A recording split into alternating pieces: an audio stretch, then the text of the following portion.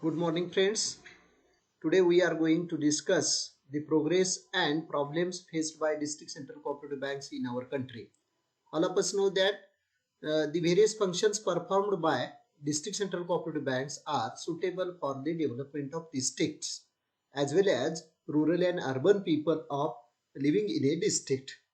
While considering the progress of district central cooperative banks in our country, one thing is clear that the various functions performed by district central cooperative banks are based on some indicators.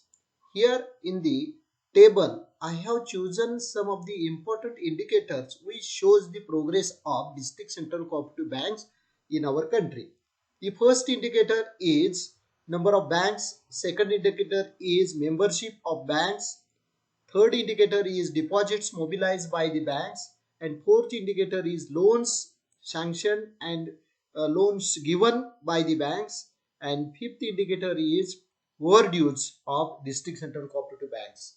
This progression we are going to consider during the period of 1950-51 and as on 31st March 2017, isn't it? The latest data which is available to me from RBI as well as NABARD website, it clears that the progression of district central cooperative bank is shown in the following manner.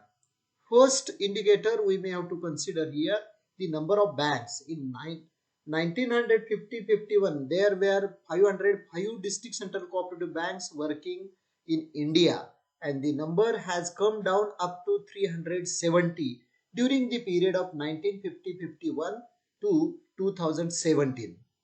Second indicator tells us that the membership of district central cooperative banks rose from 1.83 lakh to 3.97 lakhs.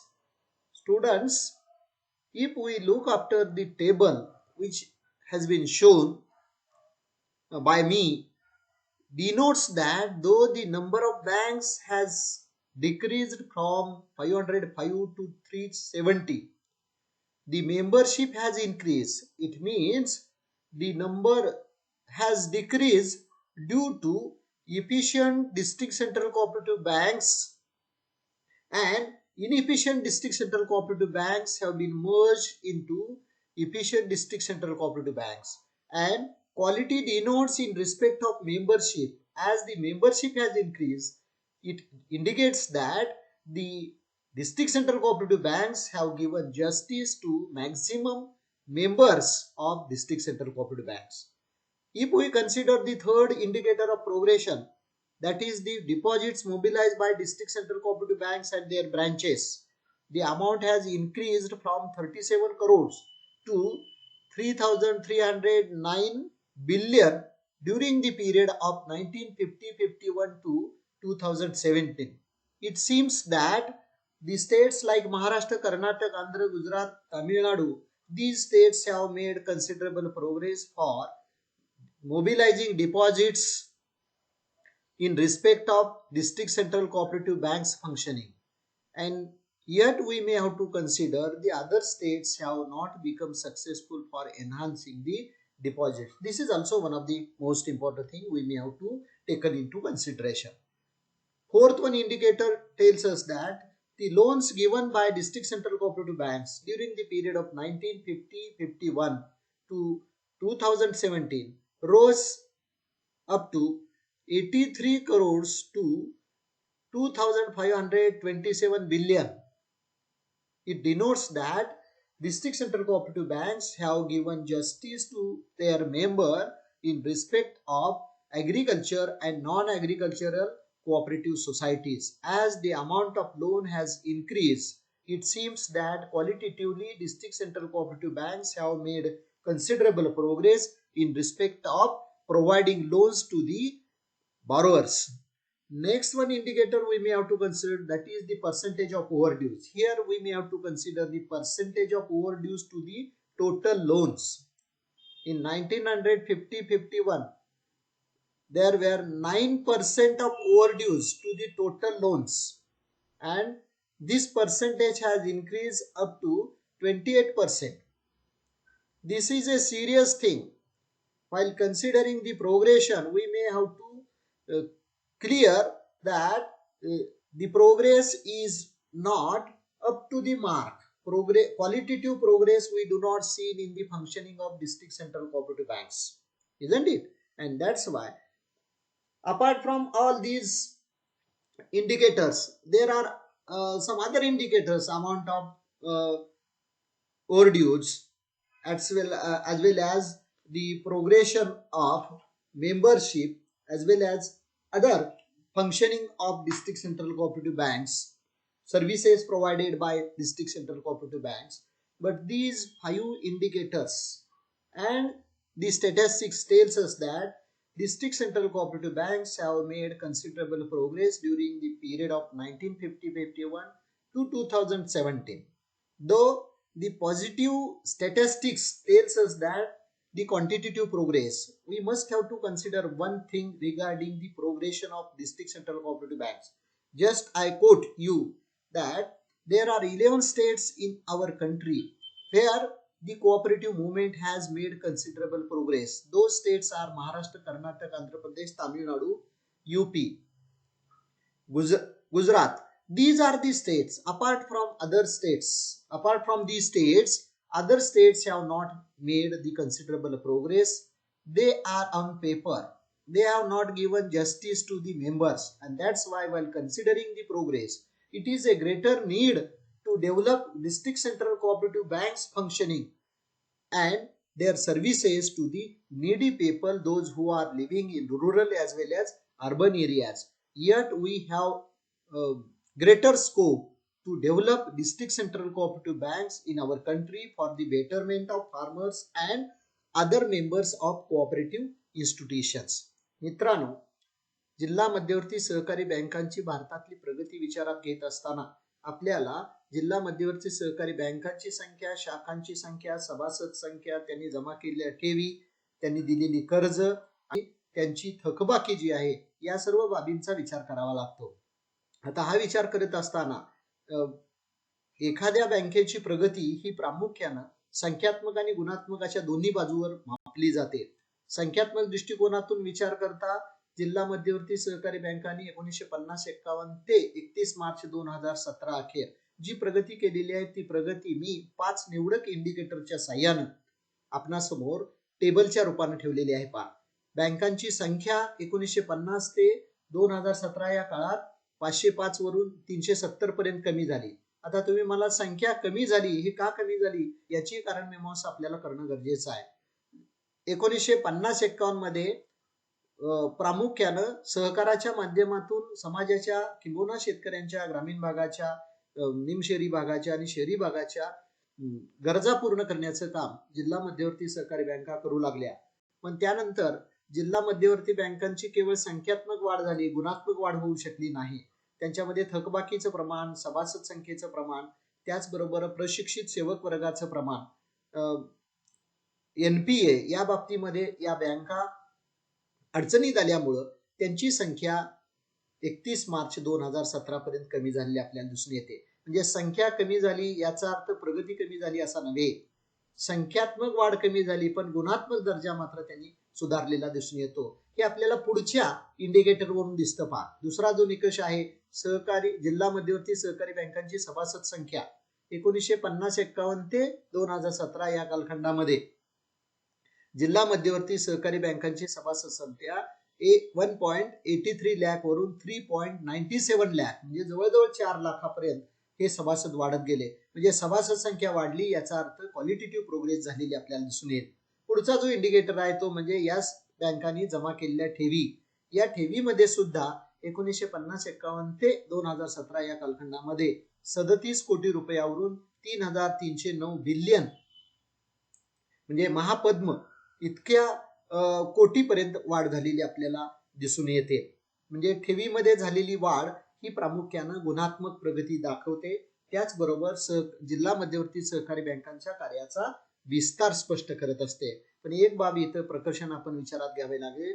Maharashtra, Andhra Pradesh, Karnataka, Gujarat, Tamil Nadu ही निवडक घटक राज्ये वगळता इतर घटक राज्यामध्ये ठेवी जमा करण्यामध्ये फार मोठ्या प्रमाणात प्रगती झाली असं दिसून येत नाही, तर त्यांच्यामध्ये ठेवी जमा करण्याचं कार्य जे आहे ते संथ गतीनं चालू आहे. ही बाब आपण विचारात घेणं गरजेचं आहे. या बँकांनी दिलेली कर्ज 1950-51 ते 2017 या कालखंडामध्ये 83 कोटी रुपयावरून 2527 बिलियन पर्यंत वाढलेली दिसून येतात. म्हणजे मॅक्झिमम सभासदांना कर्ज देण्यामध्ये या बँकांनी केलेलं कार्य जे आहे ते प्रशंसनीय असलेलं दिसून येईल. हे प्रगतीवरून स्पष्ट होतं.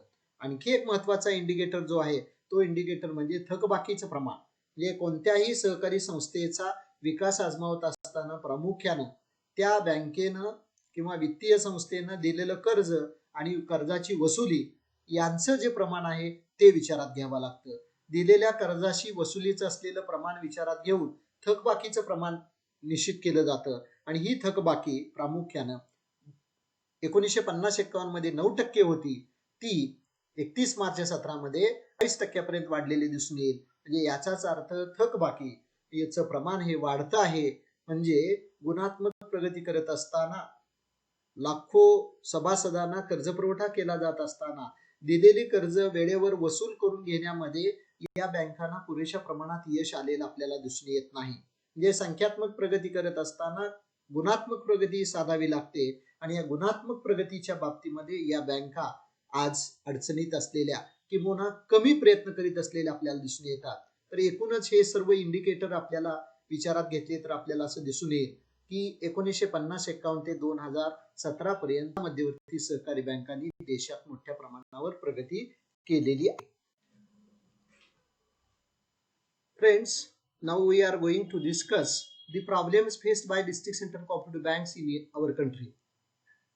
The various problems faced by district central cooperative banks are related to the management of district central cooperative bank. This is one of the most important thing.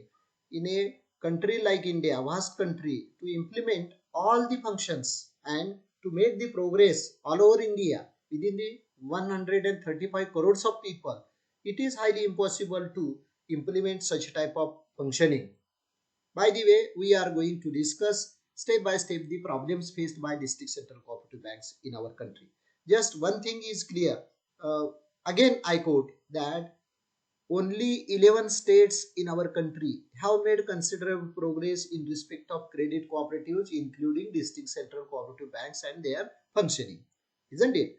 The first problem faced by district central cooperative bank is inadequate funds. Whichever fund required to provide the loans to the members and non-members, the district central cooperative banks have to face the problem of fund, and this fund is not adequate to provide the credit needs of the members. Why it happens? It happens due to the demand and supply of loans required for the members. The states like Maharashtra, Gujarat, Andhra Pradesh, Tamil Nadu, they have made considerable progress. They don't have to face such type of problem on large scale. But the other states, Assam, Bihar, Orissa, West Bengal, have to face this problem of inadequate funds. Without mobilizing adequate funds, district central cooperative banks and their branches cannot provide the needs of farmers as well as other members of cooperative institutions developed in the districts. And that's why inadequate fund is most important problem before district central cooperative banks in our country. Second problem faced by district central cooperative banks in our country is uneven expansion of credit. Whichever credit has been provided by district central cooperative banks in our country is uneven. It means whichever credit required for the members and other members of other cooperative institutions. It means credit and non-credit cooperative institutions members credit supply is not given in a equal basis. It means whichever credit required for farmers for short term, medium term and farmer require 4 lakh rupees. For example, just consider farmer require 4 lakh rupees and we are providing 50,000 rupees. And thus the uneven expansion as well as the demand for farmers is 100 and we are providing loans to 50 members. This is uneven progress.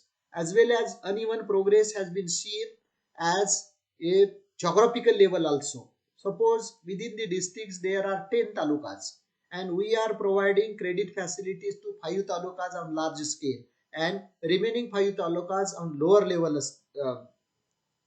stage. This is uneven expansion and majority of the district central cooperative bank has to face the such type of problem. Such type of problem arises due to the defective credit policy as well as with the help of political influence. Such type of defect arises in district central cooperative banks in our country. Next one problem is difficulties in mobilizing the resources. Just I told you that demand and supply of credit facilities through the district central cooperative banks is uneven. It means whichever credit supply is required for farmers and other members of the cooperative institutions, district central cooperative bank has no capacity to provide the adequate loans to the farmers. Why it happens? It happens due to the limited resources available to district central cooperative banks. In other words, we can say that district central cooperative banks are not um, sufficient. District central cooperative bank do not have sufficient fund to provide the needs, credit needs to the members, and that's why it is necessary to mobilize the resources. How resources should be mobilized?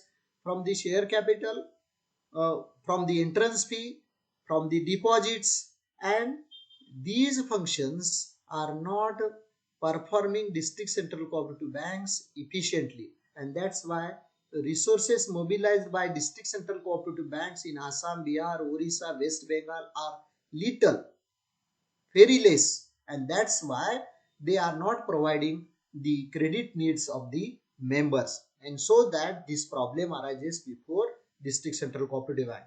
Then next problem is delay in sanctioning loan. Majority of the district central cooperative banks plays vital role in sanctioning loan or distributing loan to the members in agriculture sector, members in other cooperative institutions also. And this loan should be provided in appropriate time, particularly for agriculture sector. Season wise loan facility should be given by district central cooperative banks. But due to mismanagement in some states, we may have to observe that these loans are not providing to the needy people in time, and that's why delay in sanctioning loan cannot increases the efficiency of that particular farmer, as well as if he has demanded to district central cooperative banks crop loan, and crop loan, if crop loan is not given in appropriate time, the total production and development of farm is depend upon it, and that's why delay in sanctioning loan minimizes the agricultural development as well as industrial development also, agro processes development also.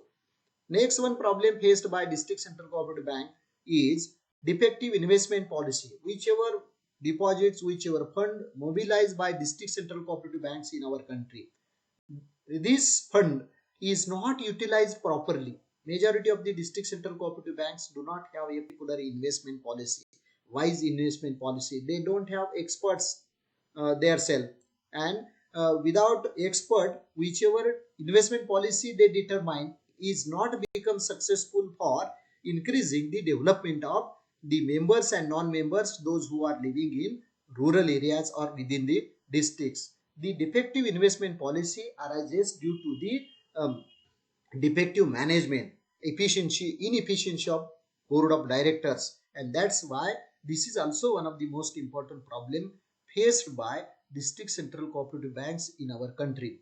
मित्रांनो, जिल्हा मध्यवर्ती सहकारी बँकासमोरच्या विविध प्रश्नांची चर्चा करत असताना पुरेसा निधी त्यांच्याकडे नसणं, क्रेडिट जे आहे ते पतविस्तार जो आहे तो अनियोजित पद्धतीने करणं, ठेवी जमा करण्यामध्ये अपयश आणि त्याचबरोबर कर्ज वेळेवर न देणं आणि गुंतवणुकीचं धोरण सदोष असणं, हे दोष अत्यंत महत्वाचे आहेत.